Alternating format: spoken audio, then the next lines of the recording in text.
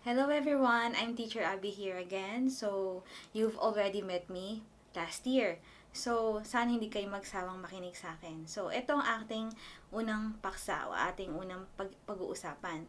So, we start again for the next Leadership Development Program. So, this is Season 2. So, last year, Season 1, so Season 2. Excited na ba kayo? Okay, so some of you have started last year. So, may idea na kayo kung ano yung mga ginagawa nila. Okay, but there are other new members. So, I hope you will listen to me carefully because it's very intensive. Not actually intensive, hindi naman ganun ka hirap, pero dapat makinig kayo kasi meron tayong mga pagbabago. Okay, so I will explain what is LDP and then how to join this program. Okay? Okay, so ano bang purpose ng LDP o Leadership Development Program?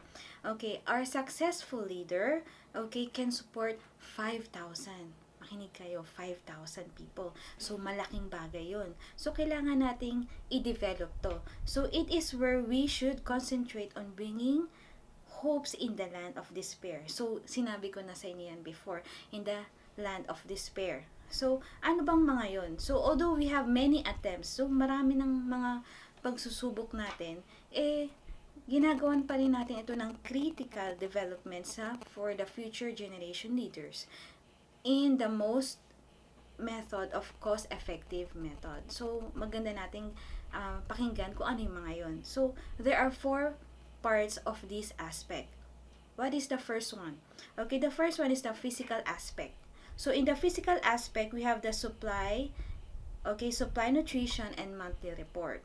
So, that's the physical aspect, the first aspect. So, the second aspect, spiritual aspect or ang naka-comprise nun or it composes the daily missions, okay, reading books and leadership camp. So, that's the spiritual aspect, the second one. The physical aspect, the spiritual aspect. So, the third one, the social aspect. We have in the social, from the word social, we have the field trip, we have the survival camp. Okay, so, yun ang, and the mentorship, important yung mentorship. So, we have okay, fourth one is the moral aspect. Ano ba nasa moral aspect? We have the mentorship, okay, the lecture, and then the reading program.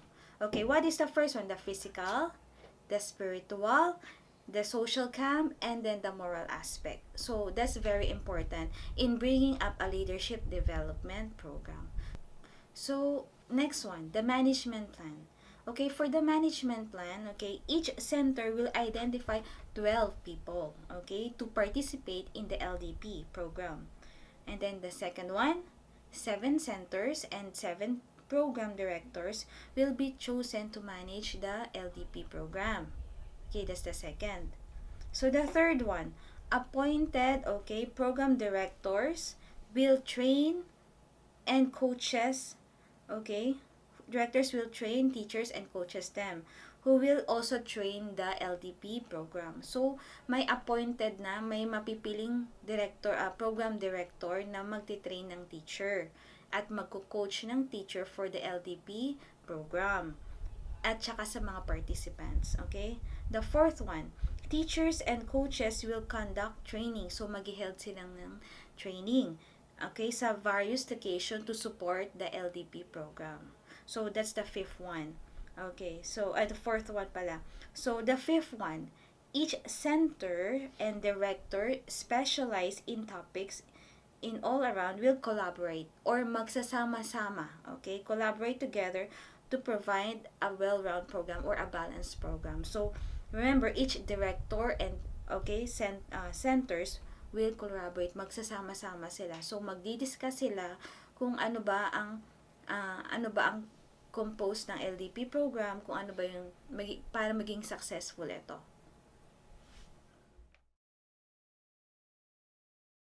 Okay, so model composition tayo. So, we have 7 programs and each 7 centers will have 7 programs comprised. First is the daily mission, reading program, lecture, mentorship, field trip, survival the camp, survival and the leadership camp, and then the class, okay, the language class. Now let's talk about the daily mission. Okay, so are you a member of the Facebook group? So you should be a member first to answer the daily mission. Last year each member, okay, will write a daily diary mission. Remember, daily diary mission. Okay, through the Facebook group this year. So you should be connected. You should join the group. Okay, how to answer? Okay, first is we will read the Bible every day. Okay, we will read Bible every day, same verse, and you can reply the reflection. So ano ba yung reflection? Bibigyan ko kayo ng questions. I'll give you questions daily. First is how to answer. Okay, who is God? Okay, in the verses you can find who is God. So you should put the reference, like Acts 2, chapter 2, verse like that. So you should put the reference. Okay, then who am I? So who am I? This answer is connected to the first question. So dapat may connection, relation. I hope you understand kasi all the questions is interconnected. So may relation sa mga sagot nyo. Hindi lang sanga-sanga. Dapat connected. So who is God? So first is you should put the reference. Kasi by that one, we will know that you already read the meaning from the Bible, like the verses. So you should have your own idea. That's why we should know what is where did you get that reference, okay? Then how will I live? So how will I live? So inside it, the answer should be the reflection of yourself. How will you live? Is it by means of this Bible verse, like as a good person, as like a role model? So how will you live? So it should be based on the verses itself. Okay, so it's connected. Okay, and then next, and a prayer. Overall, from the prayer itself, from the verses that you got, it should compose mostly inside it. Okay, yeah, it's okay for you to use a little bit from the outside, like help from the outside, but at least the composition of your prayer focused. Okay, it should be focused on the verses. Okay, if you cannot upload every day through internet, you can prepare a notebook, okay, and write your daily mission. So it's okay, internet or a notebook, and write your daily mission. Okay, this year we'll read New Testament by 114 Bible reading plan. Ano ba yung 114 Bible reading plan? So one time in a year mo lang siya babasahin. You divide it quarterly, so meaning to say repeated na siya. You feel it, you read it again and again and again. That's why it's 114. So let's focus in the reading program. Every week we will read one book. Okay, read one book. Okay, last year we read about the Giving Tree. Okay, You Are Special, Little Prince, and then Signal number 3, and then Big John. Okay, what is your best book? If you follow this program, you can read more than 40 book in this year. Okay, more than 40 book in this year. Okay, so let's go with the process. Okay, before you read a book, okay, you will check the author, the publisher, and list of book and other information. That's before. It's the author, the publisher, the list of book and other information. Okay, what's the next one? When you read a book, you focus on reading and understanding. Reading and understanding the content. Because others like, nagbabasa lang sila. Okay? So, they don't understand. They just read and read it. But when you ask them, so, nasa kawalan. So, they cannot understand because they're not focusing and they're not understanding. Nasa kawalan yung isip nila. They cannot answer the right question. Okay? If you have question about the book, you ask the teacher later. Okay? Now, after you read a book, you will make, okay, the same old, okay, book report. That's the same old plan, book report. Okay, so every week we will have a lecture class. Okay, the lecture class, the same. Okay, the video lecture, and you can just watch it. If you cannot understand, okay, repeat again. Ulitin natin, okay? When you watch a lecture, you have to summarize the content, okay? And then you have to understand it easily.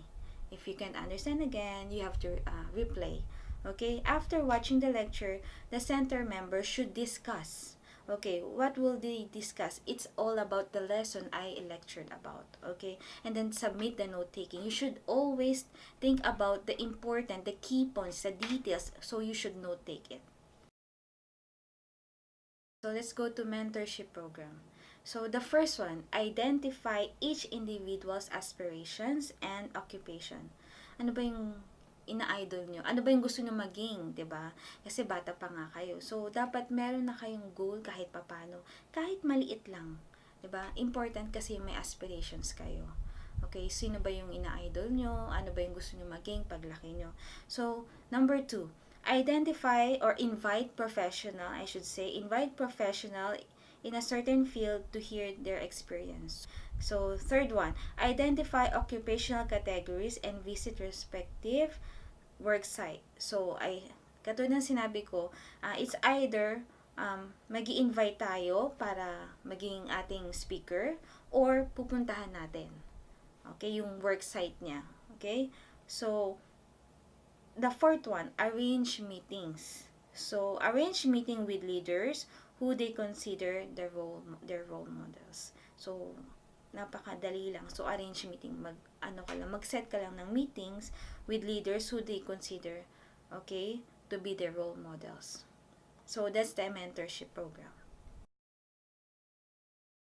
So, once a month, visit to as historical places. So, hindi lang tayo mag-visit. So, we're not just going to visit the historical place and eat there. So, you have to have a meaningful time. Okay? Significant time. So, ano bang gagawin natin? Prior to that, to your visit, okay, participant have to research about the site. Sabi ko sa inyo, dapat maging significant. You have to research about the site as a team, and they should have to plan out the travel logistically. So, hindi lang pupunta ka doon para tingnan. So, kailangan mo siyang mag-research about the site, and then i-plan mo yung time mo, yung pointed time mo kung paano magiging significant or meaningful. Okay, and then next one, they also have to identify sites, identify mo. So, alamin mo yung mga sites, historical sites within the vicinity. Hindi lang yung pupuntahan mo. Meron pang mga ibang importanteng mga sites, mga historical. So, mga importanteng mga dapat puntahan, hindi lang ito. Kasi, syempre, gusto mong you want to learn something new. So, if you want to learn something new, you have to expand. Okay? Hindi lang sa isa. And then, next one, once all the information, so that's for the future trip, you have to expand. So, for the last one, once all information has been gathered, you will share and upload it after. So, you will discuss and share. So, what's the important theme about this one? What's the gist, or what's the important key points that you have with this one? What's the lesson you learn from this one? Okay? Okay, survival camp. That's the first camp last year, the same. Okay, once a year during break. Okay, the first one is develop self-confidence and enhance, okay, survival skill through harsh and remote environment. So, alam nyo na, nangyari, if hindi nyo pa alam to, you can ask some of the previous members. So, pahirapan to. Survival, the word survival. So, matira matibay. So, the second one is survive in deserted island. So, dapat kang tumira sa isang island na sariling sikap. So, sariling sikap. Wala kang pera lahat. So, survival. You have to survive. Okay? So, pahirapan. So, third one, cross-country trip. Okay, the fourth one is the outback exploration. The fifth is the survive in the jungles. Okay, sixth one is the evangelical trips. Okay, and all centers, the seventh one or the last one, all centers collaborate during together for this program. So that's the survival camp program. The second camp is the leader camp.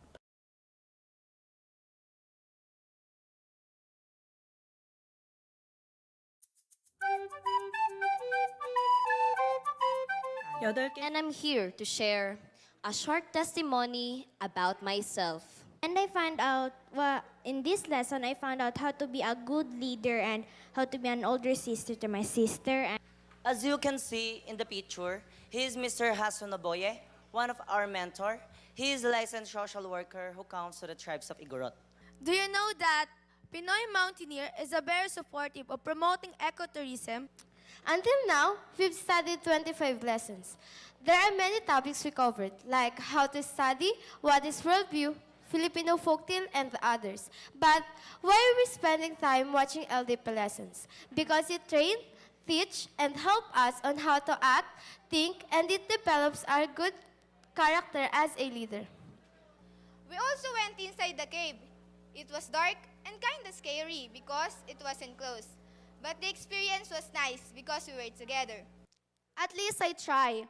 Then when I try and try, until my grammar become good. But first, before I read this book, I feel that poor people's life was not important because they had no money, no food, no work. But this book helps me to realize that everyone's life was important. Okay, the next one is the language class. Okay, so this year is English study will be focused. So, every member will join the English class. So, paano bang gagawin natin dito? There will be a program called TESOL. So, yung TESOL na yun, he or she will be responsible in teaching your your member or your center about this English. But that TESOL, it will be a training program. So, yung training program na yon, it will come from your staff members. It will be your teacher or whoever will be chosen in your center. And then yung ititrain yung teacher na yon or whoever that staff is. And then ititrain siya for the English class to your center. So, each center yon. So, what's the importance of English pa? So, the importance of English in our life is you will train and you will practice more. Okay, saan? So, maraming aspects sa reading, okay, sa writing, the speaking, okay, sa listening. Okay, so yung apat na aspect na yun, it will help you develop more. Because nowadays, it's internationally international language na natin ginagamit ng English. So it will help you develop yourself emotionally, physically, and spiritually. And you can get a good job if you learn English, understand it with comprehension. Level of comprehension is good. Of course, hindi lang pinag-aaralan mo yun. So you have to understand it also. What's the importance of English in your life? So, it will help you develop yourself confidently. Kasi yung iba, natatakot sa English. So, you will develop confidently and you will, gain job opportunities abroad. Okay? That's why English is very important.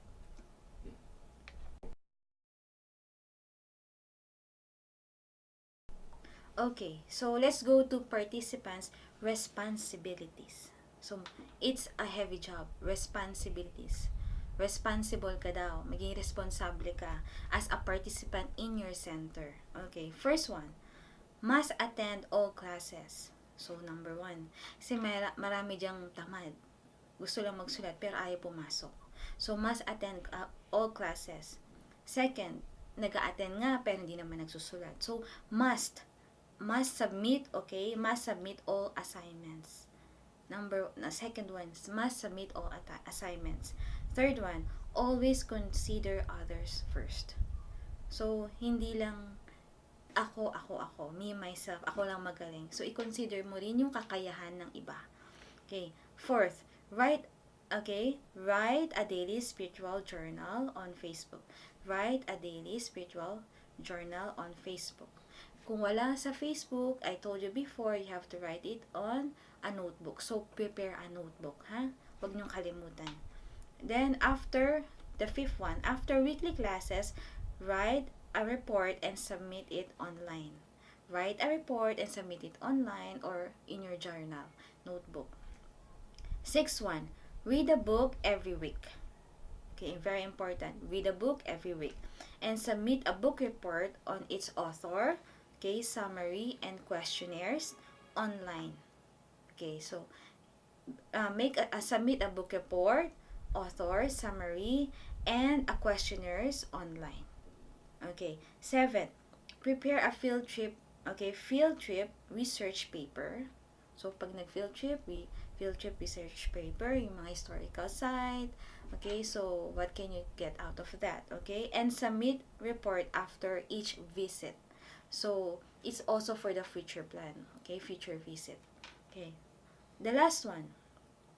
Identify as an aspired, your aspired occupation, and categorize similar careers to interview respective professional. Kung sino ba ano yung gusto nyong maging, 'di ba? And then you have to look at for the person as your role model. Sino yung gusto mo? A lawyer, presidente man yan, CEO man yan, singer, dancer. So, aspirations. And then, you have to have the interview. Okay? Interview or you can visit or for the speaker. Paano ba yan? Tapos na naman ang ating lecture. Okay, so do you understand our program? Sa mga hindi pa nakakaintindi, you can ask other or previous member. Very exciting to. So, hindi dapat ninyong ma-miss ang mga ganitong program. So, I hope this year will be a big change for us as a leader. Okay? And it will help us develop ourselves spiritually, internally, physically, emotionally.